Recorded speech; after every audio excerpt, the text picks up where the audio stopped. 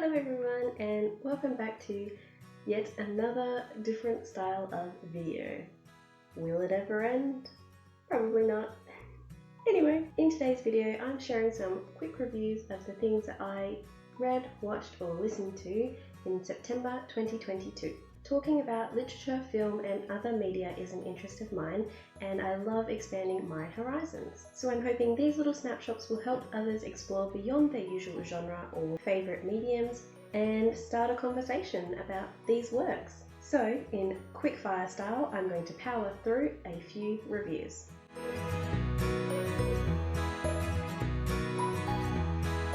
Let's start off with some reading reviews. My most recent read has been A Court of Thorns and Roses by Sarah J. Maas. I really hope I'm getting that right. Which was gifted to me by some beautiful friends, so thank you if you're watching. This book is a young adult fantasy with human versus fae world and enemies to lovers romance. It's a slow burn with tension starting to build about halfway in. The main character, Feyre, battles her prejudices and promises until eventually starting to fight for somebody else. She sacrifices herself in many ways, and as she learns more about the magical realm, the lore of the world starts to unfold. Despite the first-person point of view, which is not my favourite, and the simple style of writing, I enjoyed this story for its characters and the small details that made each trope unique. I know lots of people have engulfed this series, so I'm interested to see how the story develops in the sequels. I definitely get Hades and Persephone vibes between Feyre and Rhysand, and I foresee a love triangle in the future. Moving on, I have a story idea which I'm brainstorming and researching for, so when I saw the beautiful illustrated edition of H.A. Gerbers, I'm so sorry, Gerbers, maybe? Tell me please, someone. Tales of Norse Mythology. I could not pass up the edition. This book is a collection of tales of Norse mythology, the Vikings, the gods, the giants, and the folklore they use to explain how the world works. The tales are assembled into chapters focused on the predominant mythological figures, with beautiful graphics and some crossover between the tales. Scattered amongst the tales is also some historical information. I find it so fascinating when the same kind of figures pop up in different cultural stories. This book gave me lots of places to springboard from and future avenues for research. I finally got around to reading one of the classics, Emma by Jane Austen. I couldn't believe Jane Austen could get even more witty. Emma is packed full of lovably flawed characters, most of all Emma herself, and as the story unfolds and more characters are introduced, the complexities of society and the human condition work against each other. There seems to be an emphasis on the less adjusted characters in their small society, in particular Mr. Woodhouse and Miss Bates, and the fatigue of odious people. Looking at you, Mrs. E. And the more Emma tries to meddle with those around her, the more she's put in her place. It's a solid, pretentious to humble trope. If you're reluctant to read the classics because of the writing style, just know that the more you persist, the more you get used to it. The brain picks up the patterns somehow and the rhythm of the writing until you get to the point where you don't even notice you're reading 19th century prose. Which brings me to my first watch review, the 1996 adaptation of Emma. I thought Gwyneth Paltrow's portrayal of Emma was pretty spot on, and strangely enough, visually all the characters looked how I pictured them from the book, except for Harriet Smith. Don't get me wrong, Toni Collette does a great job in the role, just visually she just did not look how I pictured the character at all. I thought everything else from set design, costuming, characters was pretty perfect. And of course there's a certain je ne sais quoi about it that makes it a Hallmark 90s film. I don't know what that is. Is it something in the colour grading or acting style? I don't know what it is. I can't put my finger on it. I need to do more research. If anyone can tell me what the 90s film phenomenon is, help me out. I don't think I've ever binge watched a series as much as we did Mad Men. Where to start? Mad Men was not what I was expecting. Not that I know what I was expecting.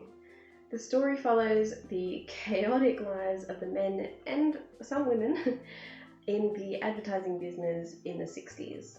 Everything is painfully authentic to the era, from the fashion, the cars, the music, the progression, but the glamour is juxtaposed to the hate and discrimination towards anyone who wasn't a straight white male, basically. While these issues are hard to watch, it does create a perfect image of the era and simultaneously shows modern society's progress and stubborn bigotry. The number one biggest achievement of this series for me was the writing of Matthew Weiner. Too much of today's film and TV relies on the shock value to keep the voyeurs watching, so I cannot stress enough how refreshing it was to watch a compelling show with next to no swearing, tasteful sex scenes, and implied violence. The combination of incredible writing and stellar acting left nothing to be desired. My only regret is watching it so damn quickly. Lastly, for things that I watched, I wanted to include a YouTube channel. I can't get enough of Veritasium, created and hosted by Derek Muller. Oh my god, what's wrong with me? This is a science and engineering based YouTube channel exploring the wonderful world we live in. From awesome experiments, expert speakers providing both sides of arguments and opposing theories, Veritasium always hits the mark. Complex maths and science are explained really well, supported by research, diagrams, simplified descriptions to help the viewer follow along. I always find myself inspired by the topics and wanting to learn more, or completely dumbfounded by things I learned that I had no idea existed. I have to admit though, if I try to watch a Veritasium video when I am drowsy, combination of the easy to watch and Derek's voice puts me straight to sleep. Fun fact, Veritasium is a made-up element based on the Latin for truth, and this channel is all about seeking the truth behind the mysteries of the universe. Now for some things that I listened to in September, starting with the Fremantle Press podcast. This podcast is produced by the Fremantle Press Publishing Company, and the episodes are light and easy. I usually listen to them when I'm crafting or walking. They have a variety of styles and hosts, anything from author and poet talks to interviewing the winners of or shortlist entries of awards, and exploring their book How to Be an Author, the business of being an author in Australia, in more depth.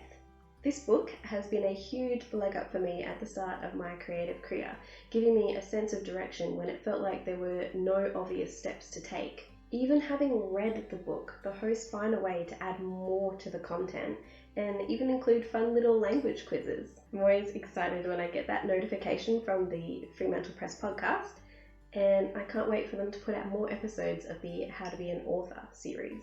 Another podcast is Nuggets for Vet Nurses, one I've only just recently gotten into as a fun way to stay connected to vet nursing while I'm no longer in the industry. Both hosts, Marcus and Esther, are vets originally from New Zealand, so they have amazing accents to listen to. And the podcast was the brainchild of Esther, who started off by emailing nurses her advice. The goal of the podcast was to reach a wider audience and offer bite-sized chunks of information to bolster vet nurse training and clinic practical skills, combined with some industry anecdotes and the hard lessons they've had to learn along the way.